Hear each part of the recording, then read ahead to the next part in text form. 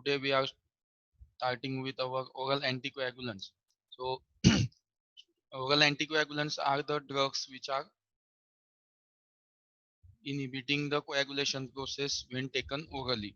So they inhibit the coagulation process of blood, and when we are using this coagulants anticoagulants whenever there is a problem of the um, clotting or thrombosis in the body. Consider when we are having the thrombosis problem and that is leading to the atherosclerosis, sometimes heart attack, myocardial infarction due to the blockage of the blood flow. So by this way, the blockage takes place, and the heart didn't get the blood supply, and that causes the heart attack to occur. And we want to prevent this myocardial infarction or heart attack, so we can use the anticoagulant so that the blood will be freely flowing through the blood vessels and will reach to the various body parts of our body parts and heart, and we will not facing the problem of the heart attack or any other cardiovascular problem. So the first oral anticoagulant that is coming from the coumarin derivative, that is the the coumarin is equal to warfarin. So the pharmacokinetic of warfarin, so it is a rapidly and completely absorbed after oral administration. And in the previous we also saw the heparin, which is one of the parenteral anticoagulant. It is not bioavailable after oral administration, means heparin will not be so much effective after the oral administration. We have to take the heparin parenterally, but coumarin derivative, that is warfarin, can be used by the oral route, and it has a 100% bioavailability and very useful in the oral route, means the patients who are having a problem or easy can take its oral route. So we are preferring the oral route because it is a very much easy route to get the drug administration. Okay, so oral route is very much essential for, and it is very much beneficial for the warfarin. Then it can cross the placenta and it has a teratogenic effect. So we have to take care whenever a pregnant woman is there and she has given the warfarin. This warfarin may damage the fetus growth and may cause the teratogenic effect. So we have to take care of that. That we have to uh, avoid the use of warfarin in the pregnancy. Then it can appear in the mother's milk, and infant shall give the vitamin K. Means because warfarin is as an anticoagulant, and when warfarin is reaches to the baby through the milk of mother, the blood problems or blood disorders could occur in the baby or fetus. So that we have to give on the vitamin K to the infants. Then variable uh, but slow clearance depends on the hepatic cytochrome P450 system. Means warfarin it get metabolized in the liver, but it has a variable pattern of the clearance or the metabolism, and it depends on the P cytochrome P450 system. It biotransformation, it takes place by the reaction, that is oxidation, then glucuronidation. These are the two different uh, biotransformation reactions by which the warfarin get metabolized in the liver. Then warfarin takes 12 to 16 hours before effects is observed. Means if we are starting the warfarin from today, so you will get the effect after 12 hours or 16 hours, or maybe from tomorrow you will see the effect of warfarin as an anticoagulant. So it has a longest duration onset of action. Means it will take 12 to 16 hours to show its effect, so the onset of action is longer. So that we have to take care. In the emergency we shall not use the warfarin. Then here are the different factors that have been shown here. The vitamin K dependent clotting factors, like vitamin K dependent factors are 7, then 9, then 10 and 2. So these factors are important in the coagulation process of the blood, and vitamin K is obtained and absorbed in the liver. So we have to take care of that. This is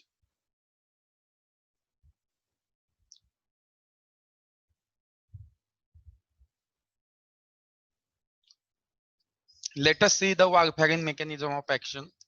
The vitamin K and warfarin, when they are in a taken by side, there is a antagonism of the vitamin K. Means this vitamin K action is inhibited by the warfarin, and warfarin action is inhibited by the vitamin K. So we have to avoid the use of this together. So we will get the effect of this warfarin, and it inhibits the factor 7, factor 9, factor 10 and factor 2. So no synthesis of functional coagulation factors, and it will give the mechanism of action of this warfarin. So the coumarins block the gamma carboxylation of glutamic acid residue of clotting factors like factors 2, factor 7, factor 9, factor 10 and endogenous anticoagulants C and S. So this is coupled with oxidative deactivation of vitamin K, and coumarins and indentiones negatively inhibit the vitamin K epoxide reductase that converts vitamin K epoxide to active hydroquinone, that is the form reduced form. Thus they prevent the activation of vitamin K, and hence along with it carboxylations of clotting factor residue is inhibited. So we will understand it why the carboxylation is necessary in the coagulation factor coagulation process. It is necessary for ability of clotting factor to bind calcium and to get bound to phospholipid surfaces, which is necessary for coagulation. Factor 7 affected first, then factor 9, then 10 and finally factor 2, which depends upon half lives of the circulating factor. So carboxylation is very much essential for the coagulation process, because after carboxylation only it clotting factors get the capacity to bind the calcium and get bind to the phospholipids. So that we have to take it to consideration before the mechanism of action understanding why the carboxylation inhibition gives the anticoagulant effect of warfarin. So carboxylation is very essential step in the coagulation process by which the clotting factors get ability to bind the calcium and phospholipids. So by inhibiting the carboxylation, we are inhibiting the coagulation process of the blood. So in this diagram, you can see the mechanism is explained in a easily diagrammable format. So in the previous lectures also we have saw about that the coagulation factor get activated by the this vitamin K conversion by the reductase enzyme, that is vitamin K epoxide is get converted to vitamin K reduced, and vitamin K reduced converted by the NADPH to NADP. So by this way we will understand when the warfarin is showing negative inhibition by the conversion of this NADPH to NADP plus. So this inhibits the conversion of vitamin K epoxide to vitamin K reduced, and due to this there is a blockage of the coagulation process of the blood, and this again inhibits the carboxylation of this factors, that is factor second, factor 7, factor 9 and factor 10. So by this way we can get the anticoagulant effect of our warfarin drug. Again in this diagram the same process is easily shown here. You can see the anticoagulant coumarin and indent ions inhibits the vitamin K epoxide reductase, and vitamin K reductase. So this process get inhibited, that is the prothrombin, and the COOH, that is the carboxylation process. So the glutamate residue in the prothrombin get carboxylated here. You can see the H is replaced with the COOH.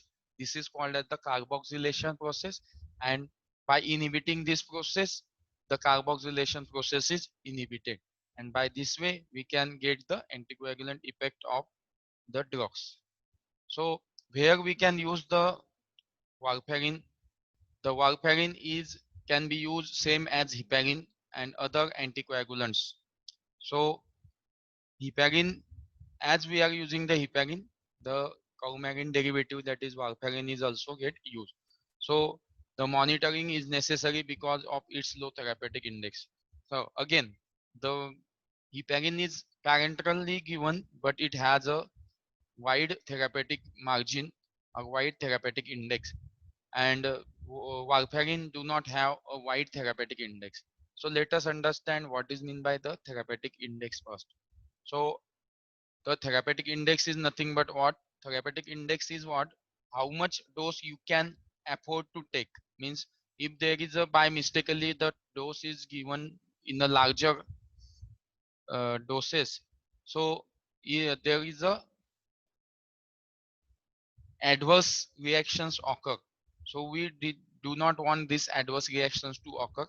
So the wide therapeutic index drugs has been preferred for the use. So warfarin is do not having the wide therapeutic index. It has a very low therapeutic index. So we have to use its dose very carefully, and we have to choose it very properly. So lethal, I have got one chart here. Therapeutic window is a ratio how much drug we can take without its adverse effects. So that we have to keep it in mind, and why the warfarin is taken is very much less doses due to its therapeutic low therapeutic index and narrow therapeutic margin. So next is the we have to note the prothrombin time, noted time taken for blood to clot. Then points on heparin are shifted to oral warfarin after 3 to 5 days. Means sometimes at the emergency conditions we need the rapid onset of action, and we have to take it the parenteral drugs. So heparin is only one of the good anticoagulant drug that is given by the parenteral route. So heparin is given at the starting of the regimen, and after that the patient is shifted. Patients on heparin are shifted to oral warfarin after 3 to 5 days. After the patient get normalized, we can use the warfarin so that it will get normalized again, and we can continue with the warfarin by oral route. So adverse effects of this warfarin drug, one by one we will see it. The bleeding. So bleeding is very common, we can say. When we are talking about the anticoagulant drugs, it is preventing the coagulation process. That means whenever you are having any accident or any injury to your body, the blood will not get coagulate as normally. So due to the anticoagulants are present in the blood, and anticoagulants preventing the coagulation process, the blood will not get normally coagulated. So the bleeding could occur whenever there is a injury occur to your body, and that may lead to the sometimes epistaxis, then hematuria, then sometimes internal bleeding could occur inside our digestive tract, gastrointestinal tract bleeding, internal hemorrhages could occur. So this is the first adverse effect, that is the bleeding, and it is one of the common and serious adverse effects of the warfarin. Then second is the cutaneous necrosis occur due to the use of this warfarin, that we have to take care of. The protein C is main responsible here. The decreased activity of protein C can causes the necrosis of cutaneous, and this protein C and protein S found in bone and other tissues also require the gamma carboxylation. And due to we also other mechanism of action of warfarin, it is inhibiting the carboxylation process of the residue, and due to the inhibition of the carboxylation process, these proteins are also not get carboxylated, and the decreased concentration of protein C causes the necrosis. Then third is the infraction of breast, fatty tissues, intestine, and extremities due to the venous thrombosis caused by again decreased activity of protein C. So protein C deficiency is elaborated here. Thrombomodulin and thrombin, that protein C is converted to protein C activated protein. Then protein S formed. Protein C S inactivates factor 5A and 8A, and decreased protein C gives the hypercoagulation process. So by this way we get the necrosis in our cutaneous. Cutaneous is a layer of our internal blood vessels, cutaneous layers. So sometimes due to the overdoses of warfarin, we have to reverse the process of anticoagulation into the coagulation process. Blood shall get coagulate normally again later on. So how we can use reverse that condition? By using the antidote of warfarin. So it stops the warfarin action, give the vitamin K as an antidote to the warfarin. Also fresh frozen plasma can be given. Then prothrombin complex concentrates and recombinant factor 7A can be administered. So this warfarin action, sometimes the patients suffer due to the adverse effect like bleeding due to the use of this warfarin, and we have to reverse or stop this action of warfarin so that the blood could get bleeding could get stop. So we have to use the vitamin K as an antidote, or sometimes prothrombin complex, fresh frozen plasma, and recombinant factor 7A shall be administered to reverse this condition of the bleeding induced by the warfarin. So that you have to note. Sometimes in the and question ask about write about the antidote of warfarin, so you have to write it like this. Let us see the contraindications of warfarin. As we are earlier discussed, pregnancy. In the pregnancy, we have to avoid the use of warfarin. It may cause the fetal protein in the bone and blood get affected, or problems, that is teratogenic problems could occur. It causes the birth defect, abnormal bone formation, bone hyperplasia. It can causes the CNS defects also. Then other contraindications as same as heparin, as we have saw. Heparin is also contraindicated in some disease conditions and in a combination of drugs. So that we have to again remember. Then the drug interactions of warfarin with other drugs. Uh, Let us see the pharmacokinetic interactions. The warfarin get affected, pharmacokinetic get affected by the these drugs like cimetidine. This is one of the histamine antagonist. Cimetidine, imipramine is a tricyclic antidepressant drug. Then quatramaxole is a antifungal drug. Then chloramphenicol is an antibiotic. Then ciprofloxacin is again an antibiotic one. Then metronidazole, antifungal drug. The amiodarone. All these drugs inhibit the metabolism of warfarin.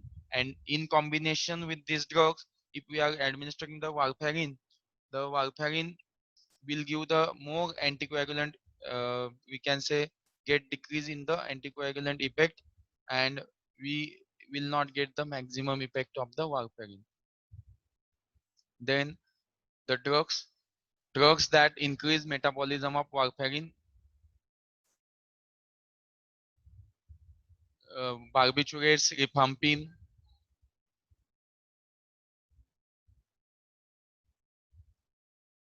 Drugs that increase metabolism of warfarin like barbiturates and rifampin. Then drugs that displace warfarin from binding sites on plasma albumin like chloral hydrate and NSAID. Drugs that decrease GI absorption of warfarin like cholestyramine, that we also saw in the anti-hyperlipidemic drug. So cholestyramine can decrease the gastrointestinal absorption of warfarin also. So that we have to take care. the drug interactions we have to note whenever we are using the warfarin. Then let us see the pharmacokinetic interactions of warfarin.